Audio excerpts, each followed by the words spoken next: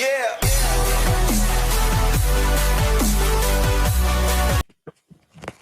Welcome to Rapid Max Tamil channel.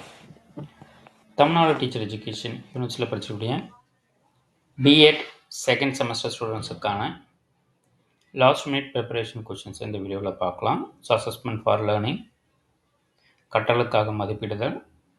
So இப்போ unit wise நம்ம last minute preparation கொஷின்ஸை பார்ப்போம். ஸோ இதற்கு முன்னாடி நம்ம யூனிட் வைஸ் இம்பார்ட்டன்ட் கொஷின்ஸும் கொடுத்துருக்கோம்.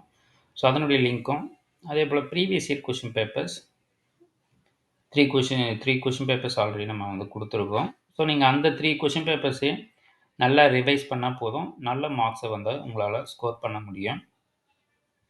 ஸோ இந்த சப்ஜெக்டை பொறுத்தவரை பார்த்திங்கன்னா நம்மளுக்கு சிலபஸ் கொஞ்சம் அதிகமாகவே இருக்கும். ஸோ அதோட பார்த்திங்கன்னா நம்ம கொஷின்ஸ் எல்லாமே வந்து கொடுத்துருக்கோம் கவர் பண்ணி. ஸோ அதால் நீங்கள் படிக்க ஸ்டார்ட் பண்ணுறவங்க, ஸோ இது போல் அதிகமாக சிலபஸ் இருக்கக்கூடிய சப்ஜெக்ட்ஸை பொறுத்தவரை நீங்கள் ஏதாவது ஒரு 3 யூனிட்ஸை ஃபுல்லாக கவர் பண்ணிவிட்டு மற்ற 2 யூனிட்ஸுக்கு நீங்கள் இம்பார்ட்டன்ஸ் படித்தாலும் உங்களுக்கு யூஸ்ஃபுல்லாக இருக்கும். இல்லை ப்ரீவியஸ் இயர் கொஷின் பேப்பர்ஸ் எல்லாத்தையுமே நீங்கள் அனலைஸ் பண்ணி படித்தாலுமே உங்களுக்கு யூஸ்ஃபுல்லாக இருக்கும். ஸோ ஃபஸ்ட் யூனிட்டை பொறுத்தவரையில் பார்த்திங்கன்னா நம்மளுக்கு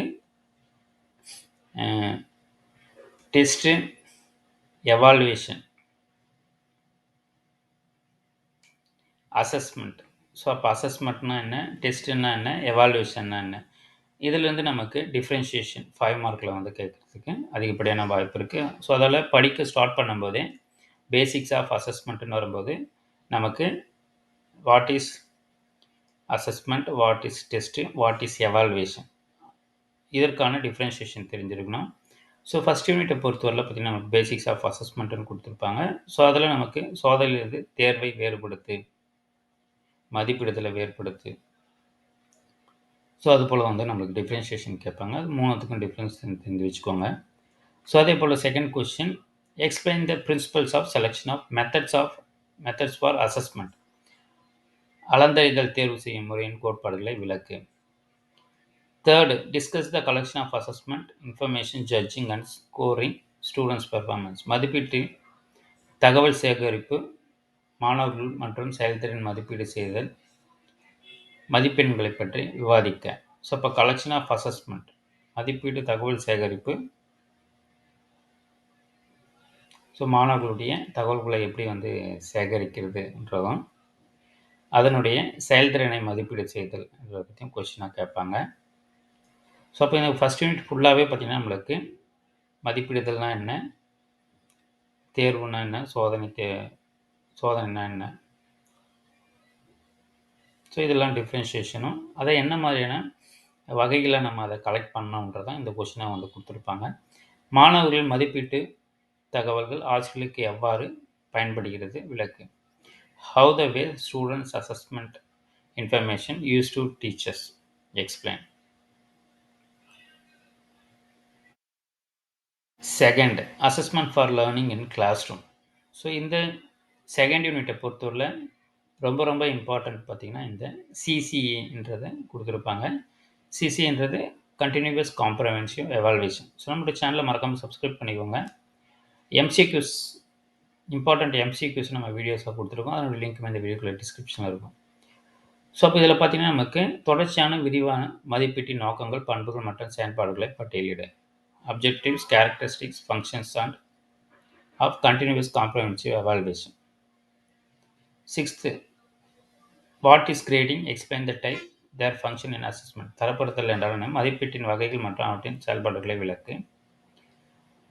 அதே போல் describe the constructive approach in assessment, அளந்தறிதலின் மதிப்பீட்டின் கோட்பாட்டு அணுகுமுறையினை விவரிக்கவும். Third, tools and techniques for assessment, classroom assessment and issues.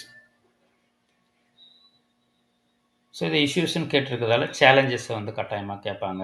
இல்லை என்ன இஷ்யூஸ் இருக்குது ரீசெண்ட் ட்ரெண்ட்ஸ்லன்றதை கேட்பாங்க. ஸோ இந்த சப்ஜெக்டை பொறுத்தவரை ஜென்ரலாக கேட்குறதுக்கும் வாய்ப்பு இருக்குது. ஸோ அதெல்லாம் நீங்கள் கொஷின்ஸை வந்து உங்களுக்கு ஜென்ரலாக இல்லை ஓனாக எழுதுகிற மாதிரி கேட்டாங்கன்னா நீங்கள் படித்ததுலேருந்து நீங்கள் ஓனாக எழுதலாம். ஸோ அந்த கொஷின் தெரியலன்றதை நீங்கள் நினைக்க தேவையில்லை. Elaborate the various issues in the present education assessment, தற்காலிக கல்வி மதிப்பீட்டு முறையில் இல்லை வெவ்வேறு இடர்பாடுகளை விளக்கவும். ஸோ, அப்ப இது எதெல்லாம் நம்ம வந்து மீன் பண்ணலாம்னு பார்த்தீங்கன்னா, கொஷின்ஸ்ன்றது நம்மளுக்கு தற்போது பார்த்தீங்கன்னா, ஓப்பன் புக் எக்ஸாமினேஷன்ஸுமே என்கரேஜ் பண்றாங்க. Schools, colleges. ஸோ, அப்ப அந்த ஓப்பன் புக்ஸ் எக்ஸாமினேஷனுடைய மெரிட்ஸ், டிமெரிட்ஸ் கேட்கலாம். இல்ல அதேபோல online examinations. Discuss about the suitability of online examination with its merits and demerits. Online பரீட்சை ஏற்புடையது என்பதை விவாதித்து அதன் நன்மை தீமைகளை எடுத்துக்க. அதேபோல structure of open book examination. திறந்த புத்தகத்தின் தேர்வின் அமைப்பை விவாதி. அப்போ இது மாதிரி நமக்கு ஜெனரலா கேட்கும்போது, அப்போ இந்த மாரி எக்ஸாமினேஷன்ஸ்லாம் ஏற்புடையதா? ஸோ, அதனுடைய பெனிஃபிட்ஸு, மெரிட்ஸு, டிமெரிட்ஸ் நீங்க எழுதலாம்.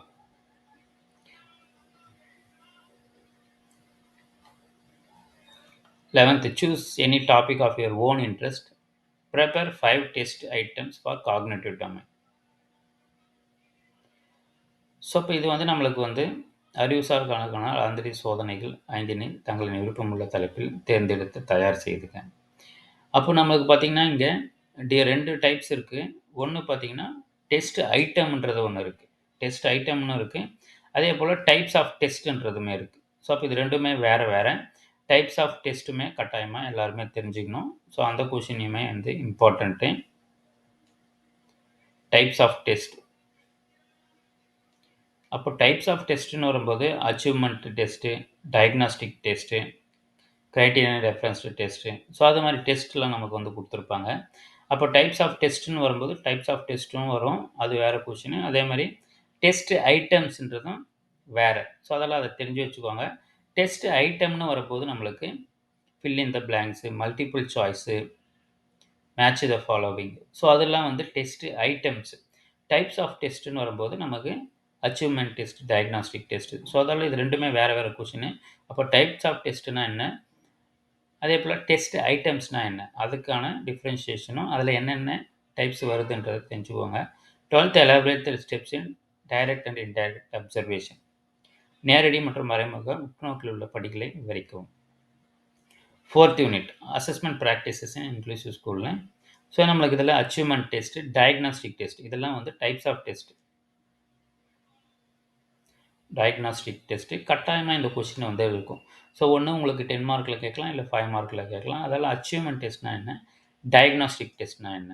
ஸோ, அத தெரிஞ்சு வச்சுக்கோங்க. 14th explain the meaning, definitions, objective, principles of feedback and its explain. Its types. So, அப்ப ஃபீட்பேக்ன்றது கட்டாயமா தெரியணும். அதேபோல state the procedure for creating scoring. மதிப்பீட்டு வழிகாட்டியை உருவாக்குவதற்கான நடைமுறையை குறிப்பிடவும். அப்போ ஸ்கோரிங்கும் இருக்கும். நம்மளுக்கு அந்த செகண்ட் யூனிட்ல கிரேடிங்ன்றதும் குடுத்துருப்பாங்க. அப்போ ஸ்கோரிங்னா என்ன? கிரேடிங்னா என்ன? ஸோ, அப்போ கிரேடிங்ன்னு வரும்போது நம்ம ஏ கிரேடுன்னு குடுப்போம். பி, சின்னு குடுப்போம். ஸோ, அப்போ அதையுமே நம்ம மார்க்ஸ் கிளாசிஃபிகேஷன் வச்சு தான் குடுப்போம். ஸோ, அப்போ அந்த கிரேடிங்ன்றது என்னன்னு தெரிஞ்சுக்கோங்க. அதேபோல இங்க ஸ்கோரிங்ன்றது என்னன்றது தெரிஞ்சுக்கோங்க. 16th 5th யூனிட்ல prevalent practices of assessment and reporting of quantitative data. மாணவர் செயல்பாட்டு தொகுப்பு என்றால் என்ன? பல்வேறு வகையான மாணவர் செயல்பாட்டு தொகுப்பு மற்றும் அவற்றின் பயன்பாடுகளை பட்டியலிடுக. போர்ட்ஃபோலியோன்றதான் செயல்பாட்டு தொகுப்புன்றாங்க.